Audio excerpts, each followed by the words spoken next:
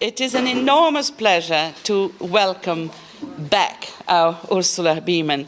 I hate to think how long ago it was when we first met, but she was then working on Performing the Border. We had just finished Performing the Border, which I think is one of the first breakthrough pieces she made. One of my absolutely favorite thinking, artistic, activist, practitioner, feminist, global figure. An amazing curriculum, always on the go, with issues that go from the local to the global to the planetary. Enormous curiosity, generosity about world issues and theoretical developments, with a curriculum really that should make you want to become an artist immediately. Just go to the website geobodies.org and you'll see what we're looking at. A period of Black Sea files, migration, globalization movement, work on following the pipelines. That was extremely important for my students, made globalization studies visually available to a university that is always very slow in reacting to world events. And I totally want to endorse what Rick said, that there are many times when we follow the lead of the artist in trying to go into the world and making sense of our reality. Right now we have the Egyptian Chemistry and Forest Law Project and work on deep water, all part of the new project called World of Meta. So in a way, the materialism or the meta-realism is out there. I'm so looking forward to this talk, and because I really, really adore this woman, give her a wonderful welcome. Ursula Biemann!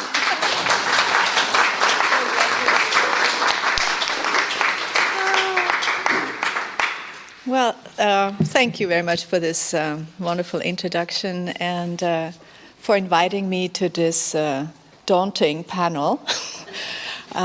Looking forward to sharing my work with you today. So I'm an artist and filmmaker, basically, and for the last few years I have focused my artistic endeavor on the human-Earth relationship. I guess that's why I'm here also today. It's no longer the global network of geopolitical relations that I'm interested in, which is what I have been working on for the last many years, but the planetary conditions and our place in it. The shift from the global to the planetary plane is a significant one. Fieldwork, where I physically engage with the various materials of the Earth, is of new importance. In fact, I have repurposed fieldwork somewhat in this new scheme. It is no longer an investigation for gaining knowledge of geopolitical relations. Fieldwork is an inquiry into how reality comes into being, how the world matters. And it is a practice of investigation of the role art plays in this mattering process. Through fieldwork, I address the fundamental question of how artistic practice becomes part of reality making, of world making. And I will start with the desert rather than the forest, in fact.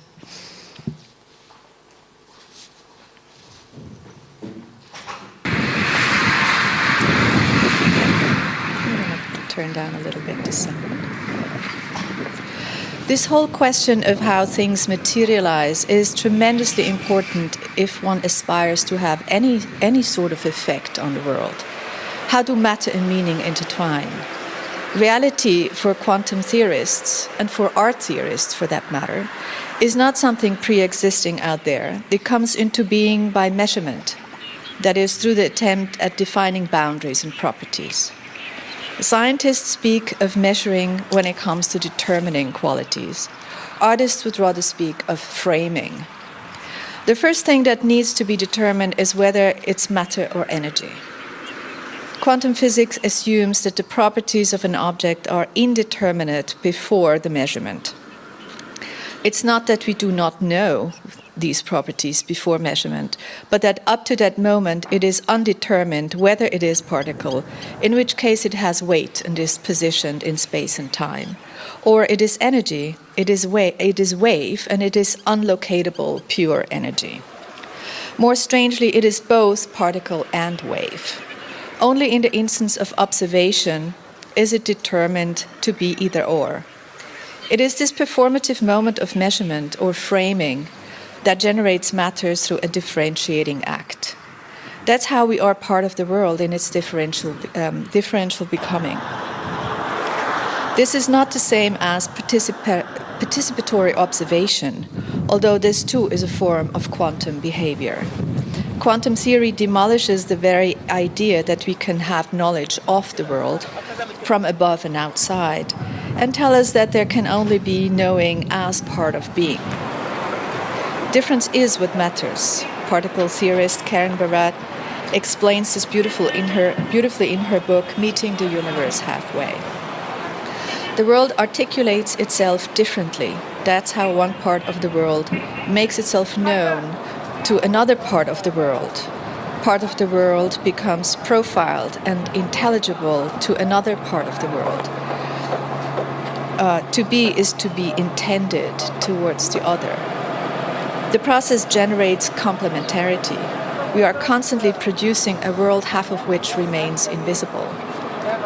Every choice we might make breaks off a life unlived.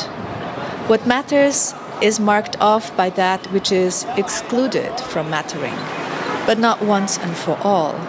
Exclusions constitute an open space of agency. They are the changing conditions of possibilities. They are active in the dark. So far, critical social theories have mainly focused on the power relations that produce exclusions, with the aim of reintroducing and strengthening the invisible complementarity, which, much like I have done with videos that place female assembly workers or clandestine migrants back into the picture. To bring the invisible into visibility, everyone can see the immediate usefulness in this strategy. It does something concrete, it has a defined purpose, has an effectiveness built into it. Yet the problem cannot be solved at its root in this way, because every act of mattering inevitably produces exclusions. To challenge traditional epistemology, then, we cannot merely welcome female slaves, animals, and other dispossessed others into the field of knowers from which they have been excluded. This self-empowered process has been going on for some time already anyway. We need a more radical post-humanist vision that fundamentally rethinks the way mind and matter interrelate, not as two separate units, but from within, as one dynamic, interactive system, as a constant process of molecular aggregation. In my videos, I experiment with this in various ways. In the video screened here in the background, I practice a sort of chemistry, precisely. Egyptian chemistry, so the title.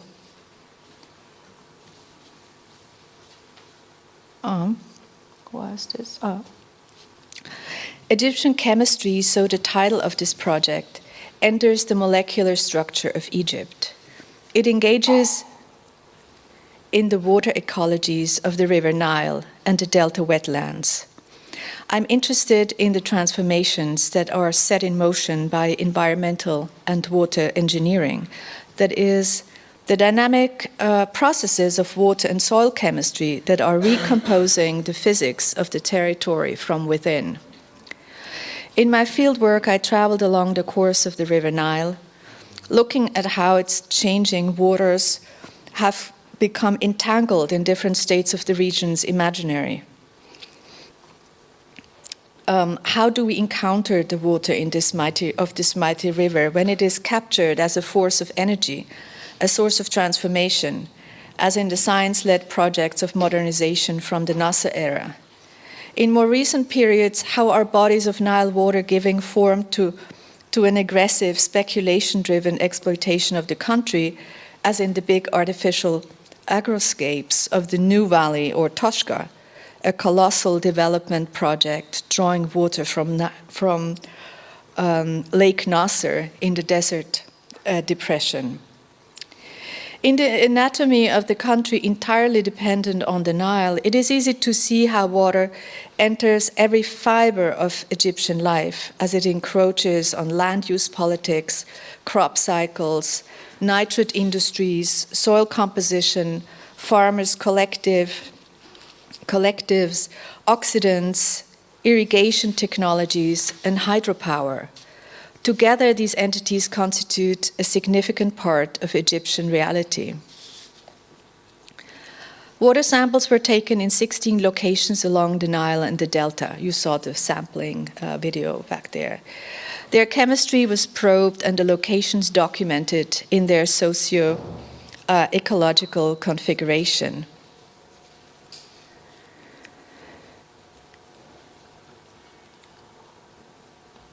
The water samples were then rebottled in the studio for exhibition in the art space. You see a couple of installation shots here. Egyptian chemistry also includes a series of fairly short videos assembling knowledge from multiple sources, from atmospheric physics to hydraulic modeling, peasant activism, agroscience, metaphysics, and ecology. Each of these forms of knowing matter the world differently. The artist herself is an embedded ecological agent in this scheme. During the revolution in Egypt, I was struck that the events were discussed only as a social political phenomena that worked as either a top-down or bottom-up force that shapes the country. There was very little mention of the underlying physical transformations the country had gone through. For instance, in the summer of 2010, Egyptian farmers took to the streets in large numbers to protest against the lack of water on their land. The water-intensive export crops had dehydrated the valley and triggered a food and water crisis. Egypt had dropped below the water poverty line. The large-scale agribusinesses in the desert were competing with water that used to flow to the villages in the valley and the delta. Without enough water to grow their own food, Egyptian peasants saw their food supplies dwindle and local food prices inflate. The urban centers where the revolution sparked a few months later were full of young people from the villages who had experienced the continuous deterioration of their livelihood.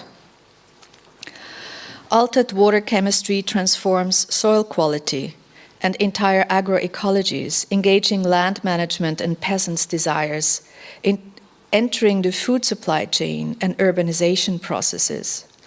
Yet all these components neither line up in a causal chain of reactions, nor are they subject solely to an economic paradigm.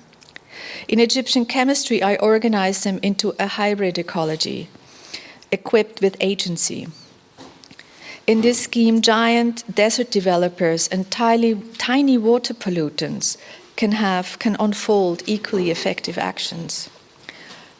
What am I doing in all this?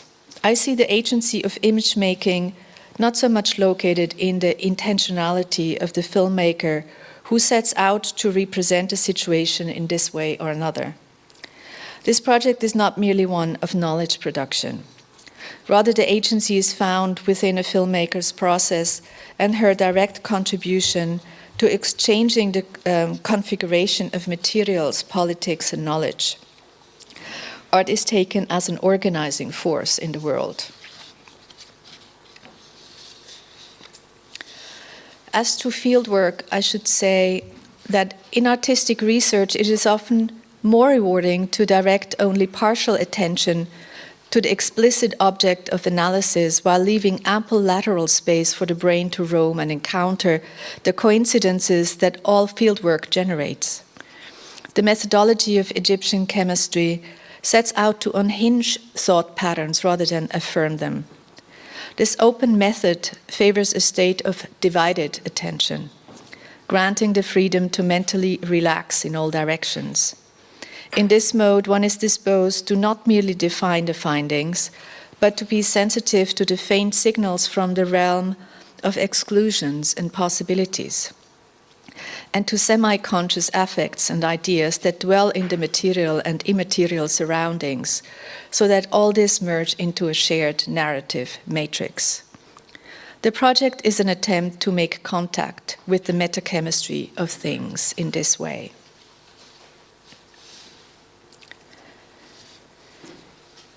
Several of my recent video works, in fact, explore the ecologies of oil and water. Apart from Egyptian chemistry, there is deep weather. And also the new collaborative piece, Forest Law on Amazonia, which is going to be installed here at BAC this fall. On their own terms, the two videos that I'm going to speak about now look for conceptual aesthetic tools with which to engage ecologies on our physically transforming planet. They take oil and water as the undercurrent of all contemporary narration, as they activate profound changes in the planetary ecology. These two primordial fluids operate as a medium that records human history. At the same time, they store the chemical alterations that the planet is performing. Oil and water are time-based media, so to speak, similar to video. I'm going to screen part of Deep Weather, or the beginning at least, but it's a short piece, so we could even see the whole thing if you'd like. We have the time.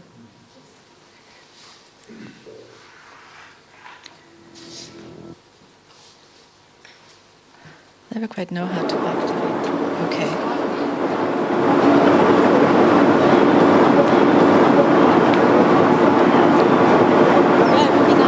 It off completely for this part.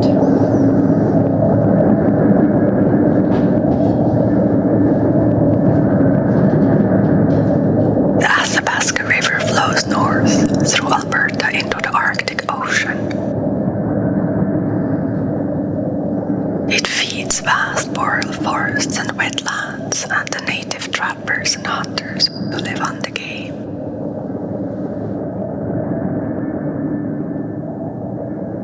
Oil miners arrived and began to dig out the tar sands in an area the size of England. They lay out the seismic lines across the land to sense the depth with sonar waves for steam-assisted gravity drainage of the tar deposits in deeper layers. Day and night they mine the black sediments and boil the Athabasca water to separate the tar from the clay. The toxic fluids collect in lakes, where rhythmic explosions keep the birds from bathing in acid.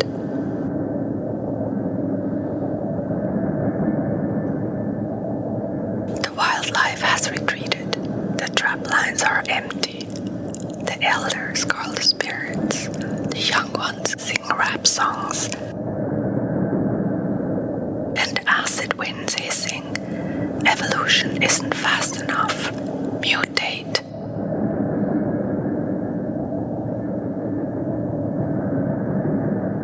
For 100 more years there is enough stuff here for heavy fuel that will bring toxic clouds over the boreal woods and continue to warm and swell the seas, no longer to be witnessed, but elsewhere in equatorial zones.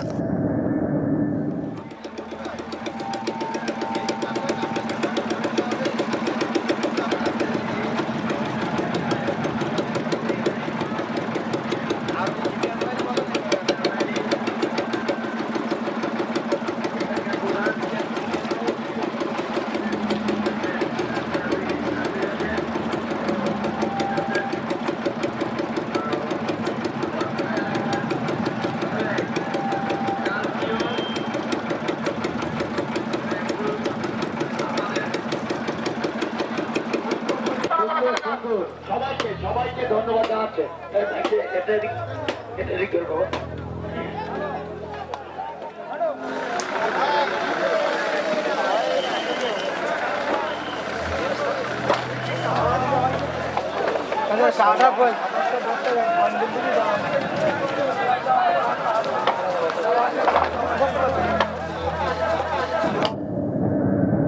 Cyclones roar over Bangladesh in unpredictable intervals.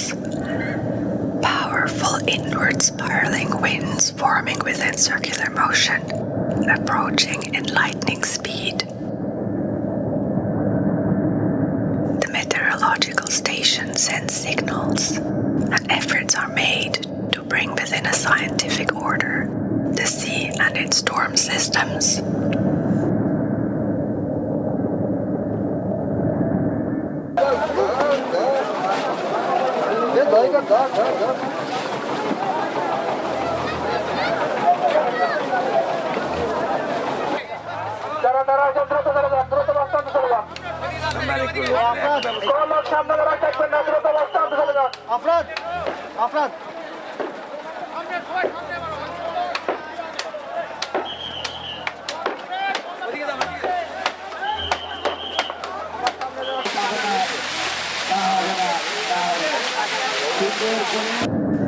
The mosques operate as an alarm system, religious disaster communication amplifiers evenly spread across the country.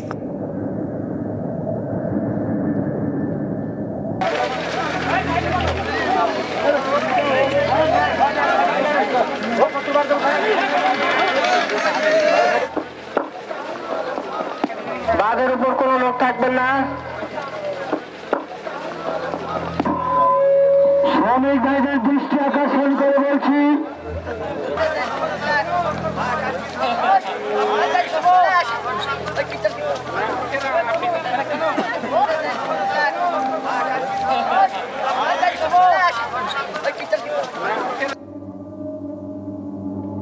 Populations along the coastal areas drown in their sleep. The signals were muffled and came too late. Searching the deep muddy waters and the eroding coast. Fluid lands moved further east and large chunks broke off, triggering uncertainty about the transforming living space, where land is little more than a constantly fluctuating mobile mass.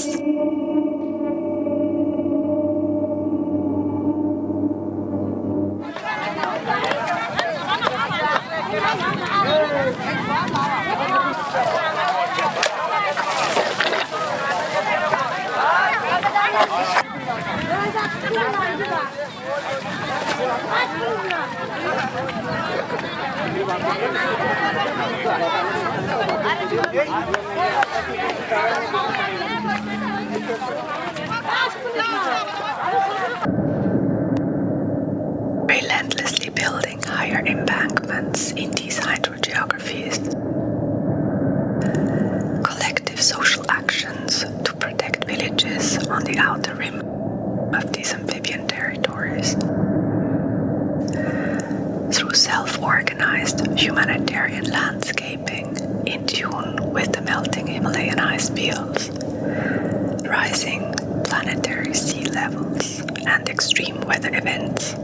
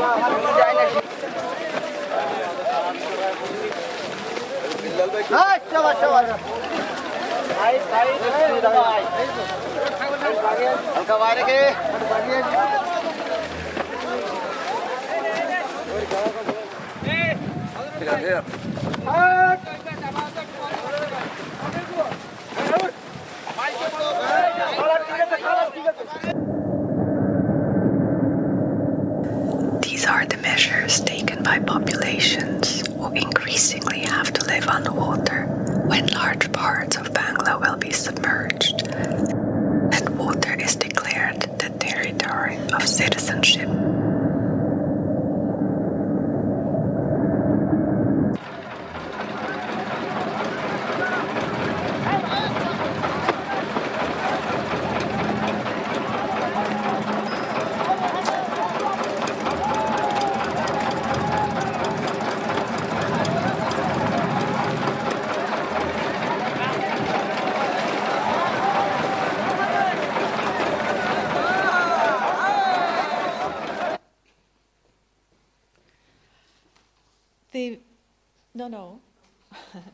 Yeah. The video speaks of a moment of crisis. At the moment when we humans thought we are technically in control of landscapes, energy, and resources, it dawns on us that we are less in command than ever, particularly given the unpredictable and non-linear climate change we are facing in the future. There is no control. There is only the fluid circulation between what humans do and how nature responds. And nature's response is not always local. Through the intervention in the fragile local biosphere or the marine ecosystem, an imbalance is happening way over there, at long distance from the site inflicted. People are baffled on local levels by disruptions created by faraway places. The contemporary planetary condition is characterized by the passing from a very diffused, soft cause to the hard consequences. The diffused cause of some machines digging in the ground, and the hard consequences of rising sea levels devastating delta villages. We live in a new reality but cannot represent this experience to ourselves. The time asks for a recalibration of our sense of cause and temporalities that take such remote causality into consideration.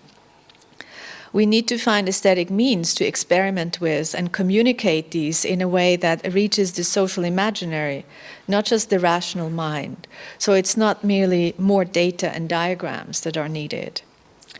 Under the perishable sky, the world fuses together. Climate change forces us to deal with invisible dynamics. Timothy Morton speaks of global warming as a hyperobject, a very large, diffused object that is permanently present but not localized in a material sense. We cannot perceive it as a whole. All we ever see are its footprints. And since global warming occurs in much vaster temporalities, it phases in and out of the shorter human time frame of perception. That, so Morton, is how it withdraws from our visibility. At a scale of hyperobjects, reality actually behaves similarly to the quantum level. So from our mortal earthbound standpoint, the phenomena is partially eclipsed. There are gaps in our cognition that need to be breached. The geopolitical lens that zooms in on short-term impacts and revenues is failing to help us see these larger realities. How can we make the hyperobject accessible? Art can give some entry points. Art can play a role in conveying the immaterial and somewhat spectral nature of climate change. For instance, by bringing remote and apparently unrelated locations to interact on the same visual plane. That's what deep weather is trying to do by drawing the connection between the relentless reach for fossil resources with their toxic impact on the climate and the consequences this has for indigenous populations in remote parts of the world by engaging the Earth as a closed system. In deep weather, it's the voice-over that draws the otherwise invisible causal connection between the sites of extraction and the effects of exhaustion, a whispered voice breathing the narrative scraps into the air, intimate and visceral, diffusing with the atmospheric chemistry. The breathy voice merges with the winds that drive greenhouse gases around the planet. The disaster is in the sky, dwelling in the copper clouds before dissipating into invisibility. The narration links horizontal topographies, but deep weather also thickens these geographies by reaching into the interior of the Earth and extended 100 miles into the atmosphere. As we scoop out geological matter from deep layers into the daylight and out into the atmosphere, global warming forces us to think in deep time. I'm going to move on to forest law. The last project I'm going to discuss here. It also addresses oil and forest, although in different terms. The title of the project refers to several important court cases unfolding in Ecuador, where the forest itself is a key protagonist. Forest law is a collaborative project with Brazilian architect Paulo Tavares, whose substantial research in Amazonia lays the ground for this field study in Ecuador. I have collaborated with Paulo in World of Matter, a collective art project on resource ecologies. And in this project, Paulo and I have been in exchange for some time over a book by French philosopher Michel Serres, The Natural Contract, written in 1990, which became a kind of a constant companion in this project. It's often the case that I go to the field with a philosophy book under my arm. In this visionary little book, Serres pleads for the introduction of a natural contract, that is, a binding pact between humans and the earth that would complement the exclusively social contract that makes up our legal system. 25 years ago, at the threshold of a rapidly globalizing capitalist world, Serres anticipated the magnitude of physical transformations our planet would undergo, given the fierce and uneven worldwide battle for wealth and resources, in which the Earth itself would be the biggest losers of all. He exposes the fundamental problem of viewing the Earth as a huge repository of resources to be used and exploited by humans. His writing made me understand just how important these forest trials in Ecuador are. From the very beginning, it has been the declared mission of World of Matter to elaborate on these human-earth relations by investigating and critiquing the excessive forms of exploitation of the natural world, but also by proposing aesthetic practices that could speak of new and different multi-species relations. Michel Serres' vision of the rights of nature is now a legal reality in Ecuador. Gerald has talked about it yesterday. The country is at the forefront of the global environmental movement. Some of the most fervent NGOs are headquartered in Ecuador.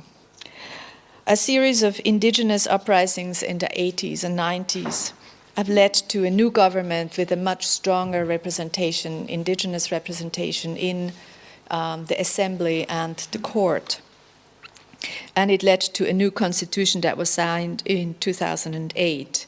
And this new constitution includes several laws that treat ecosystems, living forests, mountains, rivers, and seas as legal subjects, bearing rights, notably the right to exist and regenerate in an unhindered fashion, which I would like to have sometimes as well. In the event that these rights are violated in any form, the newly declared juridical subjects may be defended in court by a person or collective, a community, or a nation. So what is particularly interesting to me is that with these laws, Ecuador extends its jurisdiction to a multi-species population. And by doing so, it unhinges existing human-centric legal conceptions and places them in a wider cosmopolitical context. Indigenous nations in the Amazon speak of the living forest, la selva viviente, which is a concept that not only concerns the life and reproduction of scientific species, but the living forest ecosystem, including vital but invisible beings, like the master of the forest, of the river, of the mountain, who are the protectors of life and who keep the ecosystem intact. This way of living and thinking with the forest comes under great pressure now from extractivist desires for oil and minerals. Giant drilling and mining operations are heavily weighing down on an amazing biodiversity. And since most of these territories are owned by indigenous nations, it's bound to create conflict and resistance. Forest law concentrates on 3 landmark legal cases where the forest is brought to court. Despite the alarming emergency regarding the forest's survival, the project takes a slow road in trying to understand the ecological and cosmological dimensions of these trials. One such case has been brewing in Shuar territories in the south of Ecuador, in the Cordillera del Cóndor, where a giant Chinese copper mining project closes in on indigenous lands. The Condor is a mountain range that runs between the Andes and the Amazonian lowlands. In this region, two distinct bioregions merge to form an extremely dense biodiversity. For the same tectonic reasons, there is also great geological wealth underground, which is competing now with the effort to keep this part of the forest alive. When we arrived in Shuar territory, the mountaintop was already deforested. The river, which is the lifeline in this territory, was to be dammed for a large hydroelectric plant, and the entire environment was to be restructured for industrial use. Lawyers had arrived to see how to build a case. Another unresolved case resonates through the film as the haunting memory of a large-scale contamination of soils and water caused by Texaco in the 70s. It's a very famous case. At the heart of the forest law project, however, lies the case of Sarayaku, a Quechua people who owns a large forest territory that can be entered only through the river or by flying in with a small propeller plane. They sued the state of Ecuador at the Inter-American Court of Human Rights for intruding into their space and open it for oil exploration.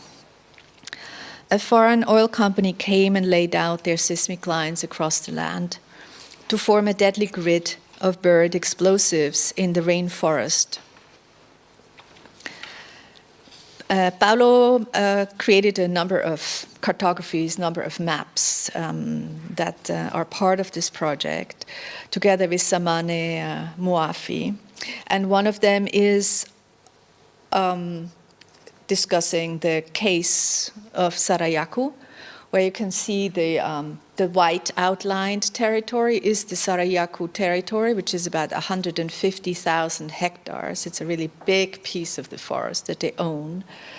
And you see the oil blocks in yellow, in particular this one big oil block that was concessioned to this Argentinian oil company that overlaps to about 2/3 with the Sarayaku territory. In particular, you could see the grid, and each of these yellow dots is an explosive that is buried in the land. And what they found particularly appalling is that a lot of these explosives are actually located in this pink zone, which is considered selva viviente, which they actually never go to themselves, which is purely for species reproduction. That's where they put these explosives. And that's the map they also used for the Human Rights Court, Inter-American Human Rights Court. So it's interesting that these kind of satellite mapping are no longer just used as a power tool by corporations and states, but more and more they're also used by NGOs to create evidence that can be used for in court. So they have appropriated this technology pretty much.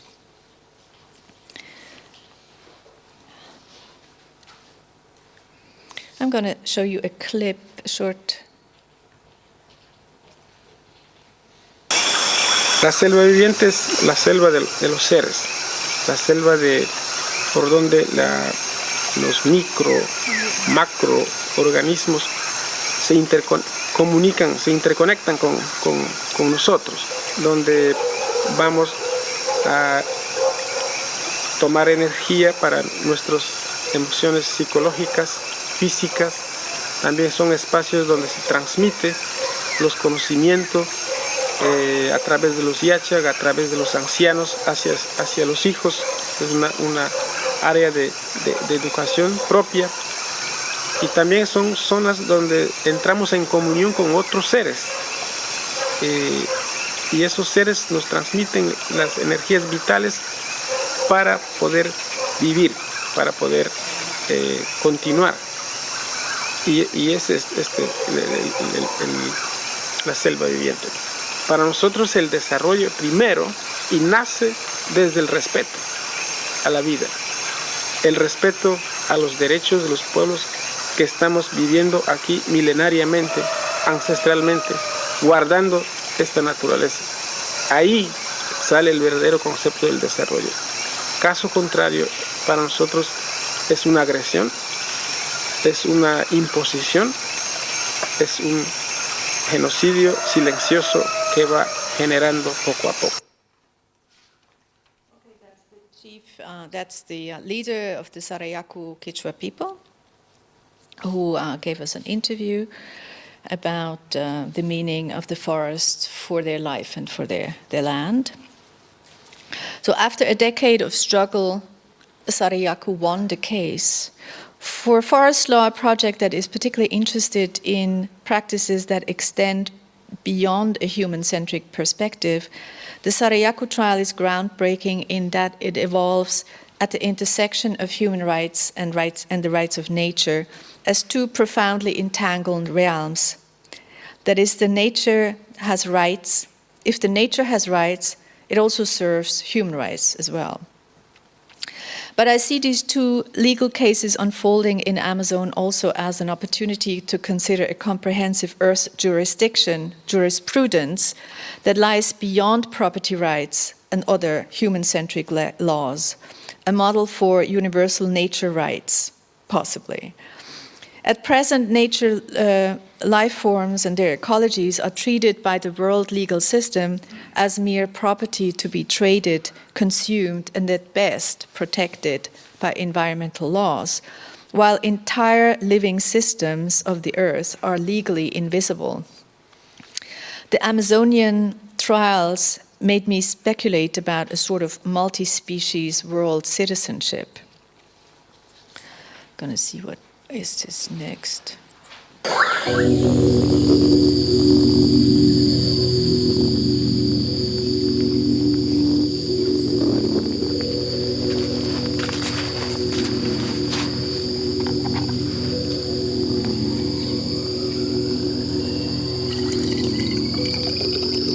So what unfolds in this remote corner of the rainforest is of worldly importance. What moves to the foreground of our intellectual attention are the most material concerns. The toxic drilling mud, for instance, that is spilled out after extraction and remains a jarring presence in the equatorial forests 30 years later, come under forensic scrutiny. No longer the passive backdrop to human history, the landscape, nature, and matter itself turns to the fore and becomes the subject of aesthetic investigation. Here, the act of soil sampling is carried out as a mute forensic performance of handling the samplers, shovels, and giant pipettes of the eco-chemists, unearthing the smelly nightmare. He is enacting a scientific gesture, not in search for data this time, not a useful gesture, but one that enables matter to become expressive and deranging, acutely intensifying the provocation posed by this misplaced mud. The murky evidence brought to the surface speaks of the perishing world, the perishing of life worlds with whom the law has no relationship, and it speaks of an active materiality with which we want to reconnect. Artistic fieldwork of this performative kind sets out to activate the properties of each of these specific human-earth relations and turns them into sensations that can be experienced later at the moment of exhibition. The two synchronized videos in their stereo optic expose a landscape that is populated by all kinds of sentient beings who inhabit different dimensions of reality. Minute copper deposits, forest spirits, indigenous councils, scientists, medicinal plants, international law, global oil corporations, and river systems. By addressing this complex ecology of practices, forest law delves into cosmopolitical considerations. the politics of humans and of everything else. The shift from worldly to cosmic politics raises the question of how do law, ecology, and cosmology conceive of the planetary, the cosmos, of something common to go by. Sarayaku is a case that cannot function with the legal world order, but which helps build cosmos. Realism and quantum physics have made us see that material reality is something that needs to be fabricated, rather than something already there, ready to be represented. The commons is not something we lost, but something we need to build. The question rather is one of composition. What world do we want to compose? With what entities? Through what process? Neither a utopian nor a simple projection into the future, this constructive endeavor links local realities with the Earth system in a cosmopolitical motivation to build a common sphere.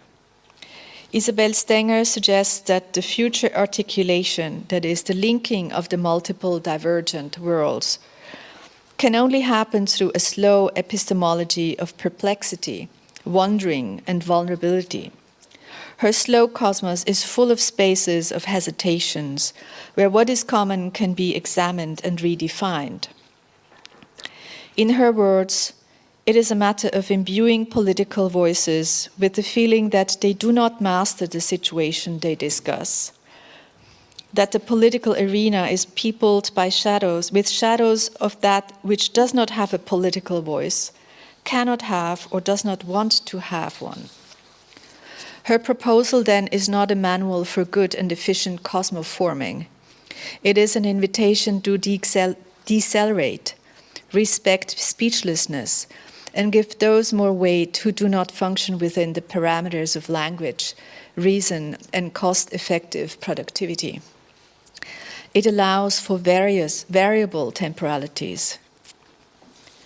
Open field work, traveling through the forest, engaging in conversations in semi-comprehensible translations, entering the thicket and digging in the earth to collect samples, all these are ways of slowing down the pace of knowing and instead let the imponderables come forth and make themselves known to us in their multiple guise.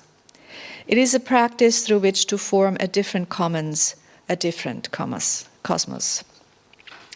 I see forest law and my video practice at large, and as part of this slow labor of putting the world together, of tying local ecologies to a larger entity of sorts, assembling a world, but one that doesn't result in a universalizing vision. On the contrary, it is a vision of a world that is fragile, plural, ragged, and full of holes, but that somehow coheres through the muddy oneness of the planet itself. The video narration is set in the future, looking back at the year 2014, when major decisions about the remaining parts of the forest are being discussed in court. In doing so, forest law posits itself in a conditional future that is shaped by the decisions we are making now. It holds open a space for futurities. It holds it open for Sarayaku, the Shuar, and all those beings who populate the forest. The complex forest ecology is a form of present and future generating existence. It is a place where long evolutionary assemblages meet the future legal system for the earth, embracing exceedingly slow processes that require far greater attunement of our senses. If anything, art is capable of dynamizing and sensitizing our ability to experience that which is taking place and that which is not there yet. This is a little nod to your paper. Well, thank you very much.